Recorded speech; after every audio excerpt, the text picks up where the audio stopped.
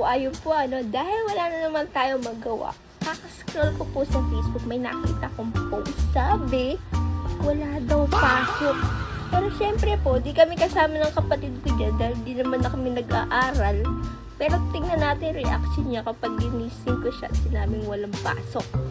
Kanina pa rin po kasi pinagigising ng nanay namin eh. Kaya gigisingin ko na. Kuya! Kuya! Kuya! Kagulo mo.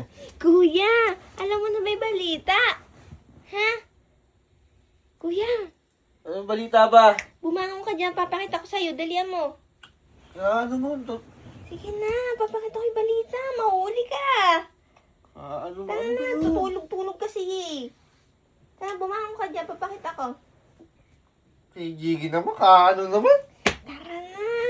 Parang, ano naman? Umagang-umaga, huling-huli ka sa balita. Dalian mo. Oh. Tama. Ano ba? Tama yung nasa Mac. Oh. Walang pasok. Oh. Kanina pa kami nag-aantay ni Jack dyan eh. Oh. Malamang walang pasok. Eh, binalita ko lang. Sakop ba yung tambay niyan? Sinabi ko nga na. Tutulog yung tao. Dapat updated tayo sa mga balita kasi kuya. Alam mo yung isang balita? Oh. Wala din. Anong wala? Wala rin akong pera. Bakit? Wala rin akong tulog. Kakatulog ko lang nung ininom mo ako. Eh, ayan eh. At least updated ka kahit kakagising mo lang. Ano mo? Ano? Kahit malamang wala namang pasok. Sila, walang pasok sila. Para alam mo. Para alam mo. Kasi kakatulog mo eh. Hindi mo alam sa balita. Alam pa isang balita. Ano? Wala daw tayo ulam. Magluto ka. Wala si mami. 10 ko lang. Ha? 10. 10. Magluto ka. Pag samahan mo na yung breakfast siya ka ano.